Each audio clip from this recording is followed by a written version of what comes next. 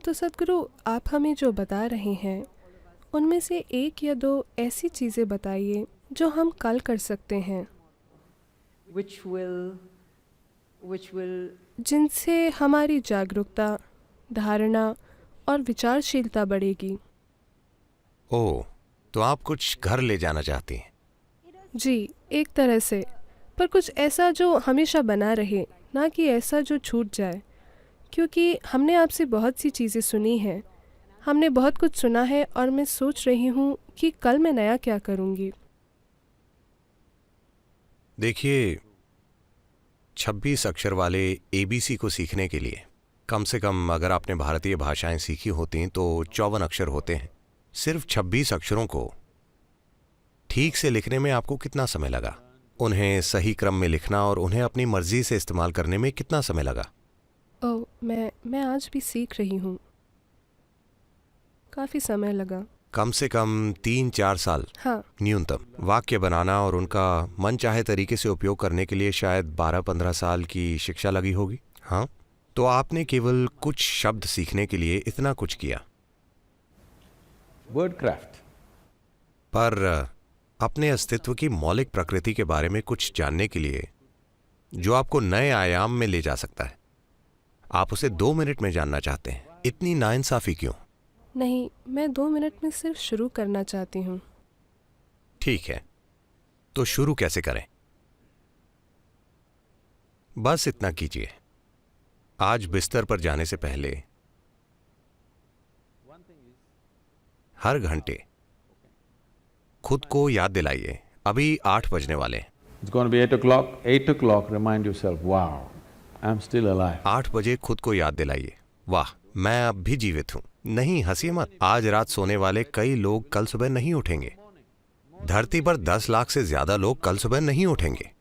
कल सुबह मान लीजिए आप जाग गए। हाँ, किसे पता है? आप हमेशा सोचते हैं मैं नहीं मरूंगा, कोई और मरेगा। भयंकर बात है। कल सुबह अगर आप जाग जाएं तो पहले जांच लें, क्या मैं वास्तव में जाग गया? जिंदा हूं? मैं अब भी जिंदा हूं। वाह, आपको कुछ भी करने की जरूरत नहीं है। चिल्लाना मत, कम से कम एक बड़ी मुस्कान। ठीक है, मैं अब भी जिंदा हूं। 10 लाख से अधिक लोग आज सुबह नहीं उठे, पर यहां मैं जिंदा हूं। शानदार है या नहीं? आपके जीवन में सबसे बड़ी बात क्या है? आप अभी जीवित हैं। तो आप कल सुबह जिंदा रहें तो बस एक मुस्कान। वाह, फिर शायद आपके जीवन में 2, 3, 4 लोग हैं जो आपके लिए बहुत मायने रखते हैं। बस उनकी जांच करें। वो और वो और वो और वो जीवित हैं, सभी जीवित हैं। बहुत अच्छा। अगर आज रात 10 लाख लोग मारे गए, जो हर रात होता है, तो कम से कम 1 करोड़ लोगों ने किसी ऐसे व्यक्ति को खो दिया जो उन्हें प्रिय है। पर उनमें से कोई भी ऐसा नहीं है जो आपको बहुत प्रिय है। शानदार है या नहीं? एक और बड़ी मुस्कुराहट। किसी को बताना मत, बस मुस्कुराएं। ठीक है, ग्रेट। सुबह 8 बजे। वाह, 8 बज गए, अब भी जिंदा हूं। हर 1 घंटे बस ऐसा करें। ठीक है, हर 1 घंटे बस खुद को याद दिलाएं, चेक करें। कृपया ऐसे समझें, अगर आप ईश्वर के बारे में सोचते हैं तो आप भ्रम में पड़ जाएंगे। जब आप अपनी मृत्यु के बारे में सोचते हैं, सिर्फ तभी आप वाकई इस जीवन की प्रकृति जानना चाहेंगे। जब आप जानते हैं कि आप अभी हैं और कल सुबह आप जा सकते हैं, तब आप जानना चाहेंगे ये क्या है, ये है क्या? मैं अभी जिंदा हूं, पर कल सुबह जा सकता हूं। इतने सारे लोग जो बिल्कुल ठीक हैं अचानक चले जाते हैं। विश्वास नहीं होता कि वो कहां चले गए। आपने इसके बारे में 10 मिनट सोचा और फिर आप बिजी हो गए। आपको एसएमएस भेजना था, मेरे पिता मर चुके हैं। पर खुद को अपनी मृत्यु की याद दिलाएं। इस सवाल को गहरा होने दें। अगर आप इसे हर पल कर सकते हैं तो यह बहुत अच्छा है। अगर आप नहीं कर सकते तो कम से कम हर घंटे अपने आप को याद दिलाएं कि आप नश्वर हैं। आप अमर नहीं हैं, आप नश्वर हैं। अगर आप जानते हैं कि आप नश्वर हैं, तो अचानक आप कुछ दिनों में देखेंगे आपके पास बेकार की बकवास करने का समय नहीं होगा। आप सिर्फ वही करेंगे जो आपके जीवन के लिए वाकई मायने रखता है। आपके पास किसी के साथ कोई बकवास करने का समय नहीं है। आपके पास केवल वही चीजें करने का समय होगा जो आप करना चाहते हैं, जो आप वाकई अपने जीवन में करना चाहते हैं, और उसके अलावा कुछ नहीं। और यही आपको करना चाहिए क्योंकि समय बहुत सीमित है। मैं चाहता हूं कि आप जानें कि ये एक छोटा जीवन है। अगर आप एक खुश व्यक्ति हैं तो, अगर आप एक दुखी व्यक्ति हैं तो निश्चित रूप से एक लंबा जीवन है। तो अगर आप खुश हैं और अगर आप 100 साल भी जीते हैं तो ये बहुत छोटा है। अगर आप दुखी हैं तो आप कितना लंबा जीवन जिएंगे आप जानते हैं। तो ये बहुत ही छोटा जीवन है। आपको उसके अलावा कुछ भी नहीं करना चाहिए जो आपके लिए वाकई मायने रखता है ना? हाँ या ना? पर आप इतनी बकवास कर रहे हैं जिससे आपका कोई लेना देना नहीं है, बस इसलिए कि आपको लगता है कि आप अमर हैं। वरना लोग कह रहे हैं नहीं नहीं, मैं 80 तक जीवित रहूंगा, शायद 100 तक, तो मैं 70 की उम्र में ये करूंगा। जब मैं 75 साल का हो जाऊंगा, जब मेरा सारा काम हो जाएगा, तो मैं अपने पड़ोसी को देखकर मुस्कुराऊंगा। जब संपत्ति के मुद्दे सुलझ जाएंगे, उसके बाद मैं उसे देखकर मुस्कुराऊंगा। ऐसी कोई गारंटी नहीं है। क्या यहां पर कोई 2 दिन के लिए गारंटी कार्ड लेकर आया है? नहीं। आप कल सुबह मर सकते हैं। मैं ये नहीं चाहता। मैं आपको लंबी उम्र का आशीर्वाद देता हूं, पर यह संभव है ना? हर दिन ये 10 लाख लोगों के साथ हो रहा है। तो कल सुबह क्या आप या मैं नहीं जा सकते? मैं पूछ रहा हूं, हाँ या ना?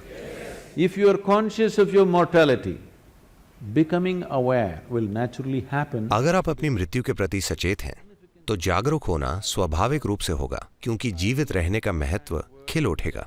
आपने सभी प्रकार के शब्दों का उपयोग किया जो अमेरिकी तट से आए हैं, माइंडफुलनेस, जागरूकता, मानसिक सतर्कता। नहीं, आपको इन चीजों में फर्क करने की आवश्यकता है।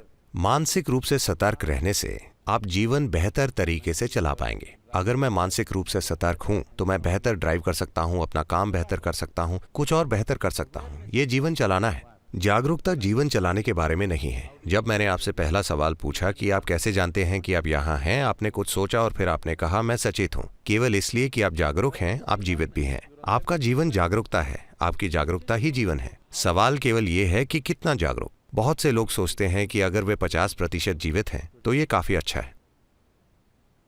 हाँ, आप 50% पर जी सकते हैं, पर आपको ये समझने की जरूरत है, अगर हम किसी को यातना देना चाहते हैं, अगर आप किसी को यातना देना चाहते हैं तो आप क्या करेंगे? आप उन्हें मार देंगे। मान लीजिए कि आपको नरक में रोजगार मिला, मान लीजिए आपको लोगों को प्रताड़ित करने का काम दिया गया, तो आप क्या करेंगे? मार डालेंगे? हेलो? नहीं, उन्हें आधा जीवित रखेंगे।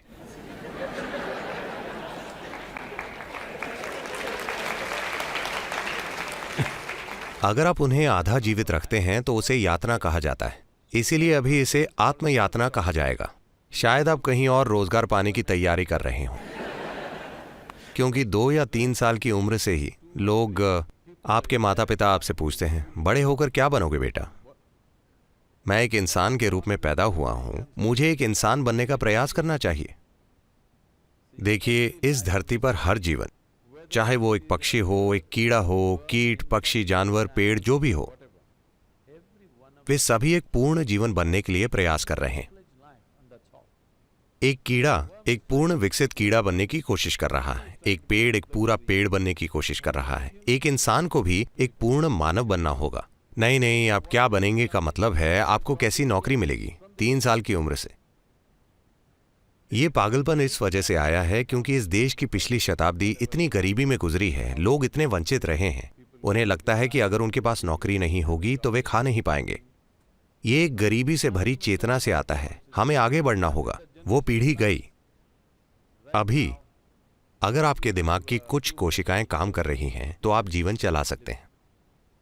आपको किसी डिग्री की जरूरत नहीं है। अगर आपके दिमाग की कुछ कोशिकाएं काम कर रही हैं तो आप जीवन चला सकते हैं। आज ये कोई मुद्दा नहीं है। एक समय ऐसा था जब ऐसा ही था, अब ऐसा नहीं है। इसे बदलने का समय आ गया है। सवाल ये है कि आप कैसे जिएंगे, ना कि आप क्या बनेंगे। आपके जीवन का अनुभव कैसा होगा? क्या ये चरम अनुभव बन जाएगा या ये सिर्फ एक औसत बकवास होगा? यही सवाल है। क्योंकि जब आप इंसानी रूप में आते हैं तो कुछ भी होता है वो काफी नहीं होता, कुछ और होने की जरूरत होती है। हाँ या ना?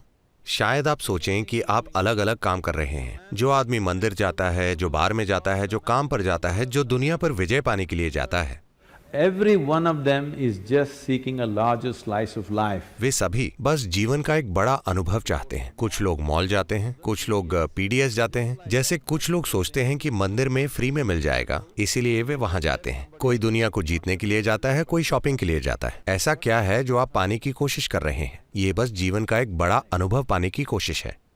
पर अगर आप अपने पास पूरी दुनिया भी इकट्ठी कर लें, तब भी कोई फर्क नहीं पड़ेगा। आपको बड़ा अनुभव नहीं मिलेगा। आपको बड़ा अनुभव तभी मिलेगा जब आपके देखने की क्षमता बढ़ाई जाएगी। अगर आपकी अनुभव करने की क्षमता नहीं बढ़ती, तो आपके आसपास सब कुछ हो सकता है, फिर भी आपका अनुभव वैसा ही रहेगा।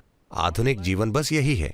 किसी भी दूसरी पीढ़ी के पास हमारे जितनी चीजें नहीं थी। आज ज्यादातर घर गोदाम जैसे दिख रहे हैं, क्योंकि उनकी खरीदारी इतनी है, वे ये नहीं जानते कि सामान कहाँ रखा जाए। सब कुछ लोगों के ऊपर गिर रहा है। लोगों के लिए जगह नहीं है, घर चीजों से भरा है। पर क्या इससे खुशी मिली है? नहीं। आप अपना भीतरी अनुभव बाहर से तय नहीं कर सकते हैं, इसे भीतर से होना होगा। और आपका अनुभव जितना बड़ा है, आपका जीवन भी उतना ही बड़ा होगा, ना कि उतना जितना सामाजिक रूप से दूसरे लोग सोचते हैं। ये सामाजिक रूप से फायदेमंद हो सकता है, पर यह जीवन के संदर्भ में काम नहीं करेगा। इसीलिए जब हम जागरूकता शब्द कहते हैं, तो हम जीवन के जरूरी हिस्से की बात करते हैं। क्योंकि आप जागरूक हैं, सिर्फ इसलिए आप जीवित भी हैं। क्या ऐसा नहीं है? हाँ। अब सवाल ये है कि कितने जीवित? अगर उदाहरण देना हो तो अभी ये रोशनी मुझे अंधा कर रही है। अब अगर आप वोल्टेज कम करें तो ऐसा होगा, ये बस उतना ही प्रकाशित करेगा। लेकिन वे चाहते हैं कि बस कुछ रोशनी हो जाए, इसलिए उन्होंने वोल्टेज बढ़ा दी। इसलिए अगर आप वोल्टेज कम करेंगे तो आप केवल इतना ही देखेंगे। अगर आप इसे बढ़ाएंगे तो आप उतना देखेंगे। अगर आप इसे वाकई बढ़ा देंगे तो आप पूरा हॉल देखेंगे। जागरूकता ऐसी ही है। आप कुछ इसलिए जानते हैं क्योंकि आप जागरूक हैं। अगर आप थोड़ा और अधिक जागरूक हो जाते हैं तो आपको कुछ और पता चल जाएगा। और अधिक जागरूक होंगे तो कुछ और। ये सभी शब्द जुड़े हुए हैं। प्रज्ञ, गुरु शब्द, ये सभी चीजें जुड़ी हुई हैं। क्योंकि प्रज्ञ का अर्थ है आप सचेत हैं। क्योंकि आप सचेत हैं, इसीलिए आपकी चेतना की तीव्रता के आधार पर आप अपने आसपास की हर चीज को एक हद तक जान पाते हैं। अब गुरु शब्द का अर्थ है, गु का अर्थ है अंधेरा। ये एक 4 अक्षर वाला शब्द है। रू का अर्थ है मिटाने वाला। तो एक गुरु आपको कुछ सिखाने वाला नहीं है, वो आपको फिलॉसफी देने वाला नहीं है, आपको विचारधारा देने वाला नहीं है। बस इतना है कि वो थोड़ा और प्रकाश देगा। थोड़े और प्रकाश का मतलब है इस हॉल में अंधेरा है और आप केवल पहली 2 पंक्तियां देख पा रहे हैं और आप उन्हें नहीं देख पा रहे। अगर मैंने एक टॉर्च से रोशनी की तो आपने देखा, ओ इतने लोग हैं, ये एक पूरी दुनिया है। पर मैंने टॉर्च बंद कर दी तो वहां कुछ है। अब मुझे देखना है। मुझे क्या करना होगा? मुझे अपनी खुद की एक टॉर्च चाहिए। ठीक है, यही काम है। मैं जिस घर में रह रहा हूं, वहां के बच्चे घोषणा कर रहे हैं वे गुरु की तरह नहीं हैं। वे गुरु की तरह बात नहीं करते, दिखते नहीं हैं, गुरु की तरह चलते भी नहीं हैं। वे गुरु नहीं। मुझे बहुत खुशी है, मुझे सर्टिफिकेट मिल रहा है। Yes. अब हर चीज जैसी है उसे वैसे ही देखने की बात करें। तो क्योंकि अगर मुझे यहां से गुजरना हो तो बहुत सारे लोग हैं विश्वास से भरपूर। आप भगवान में विश्वास करते हैं, ठीक है। मुझे पता है कि कॉर्पोरेट जगत में लोगों ने इसे मैं खुद पर विश्वास करता हूं बना लिया है। Which is somewhat misplaced, but that's okay. दोनों गलत हैं। वे अलग अलग तरह का असर डालते हैं। देखिए, विश्वास का मतलब क्या है? मूल रूप से विश्वास का अर्थ है कि आप जो नहीं जानते उसे लेकर मैं नहीं जानता कहने के लिए तैयार नहीं है। जो आप नहीं जानते आप विश्वास कर लेते हैं। अगर आप विश्वास कर लेते हैं तो इससे क्या होगा? इससे आप में आत्मविश्वास आ जाएगा। स्पष्टता के बिना आत्मविश्वास एक खतरा है। अभी मान लीजिए मैं इन लोगों को नहीं देख सकता, मेरी नजर साफ नहीं है, पर मुझे बहुत विश्वास है मैं इन लोगों के बीच से गुजरने वाला हूं। आप जानते हैं कि मैं क्या करूंगा? मैं हर किसी पर कदम रखूंगा और जाऊंगा, क्योंकि मेरे अंदर विश्वास है। ऐसे कई लोग हैं। अगर मेरी नजर स्पष्ट है तो मैं बिना किसी को छुए यहां से निकल जाऊंगा। अगर मेरी दृष्टि स्पष्ट नहीं है और मुझे कोई विश्वास नहीं है तो मैं पूछूंगा, कृपया कोई मुझे रास्ता दिखा सकता है? पर अब मेरे पास कोई स्पष्टता नहीं है, पर मुझे विश्वास है। ये एक विनाशकारी प्रक्रिया है। इसीलिए ईश्वर पर विश्वास करना, खुद पर विश्वास करना या किसी भी चीज पर विश्वास करना, ये एक झूठी बात है। आप खुद से झूठ बोल रहे हैं ऐसी चीज के बारे में जिसे आप जानते नहीं। Right, right. What is the problem? What I know, what I do not know, I do not know. What is the problem with this? समस्या क्या है? जो मुझे पता है, जो मुझे नहीं पता नहीं पता। इसमें क्या परेशानी है? अगर इतनी ईमानदारी आपके जीवन में आ जाती है, बस ये समझ लीजिए, मैं जो जानता हूँ वो जानता हूँ, जो मैं नहीं जानता नहीं जानता। मैं किसी चीज पर विश्वास नहीं करता, ना ही किसी चीज पर अविश्वास करता हूँ। मैं हर चीज को देखने के लिए तैयार हूँ। आप एक समझदार इंसान बन जाएंगे और हर एक घंटे में आप खुद को याद दिलाएं कि आप नश्वर हैं और एक मुस्कुराहट के साथ खुशी मनाएं कि आप अब भी जीवित हैं। आप देखेंगे कि आपके साथ चमत्कार होगा। So even अरे रुको, 8 बज गए हैं। नहीं, हमारे पास और समय है, मैं ये नहीं, मैं वो नहीं कह रहा हूँ। 8 बज गए हैं, अब भी जीवित हैं। वाह! हम सभी जीवित हैं that's और the मिलकर collective जश्न मना रहे celebration. हैं।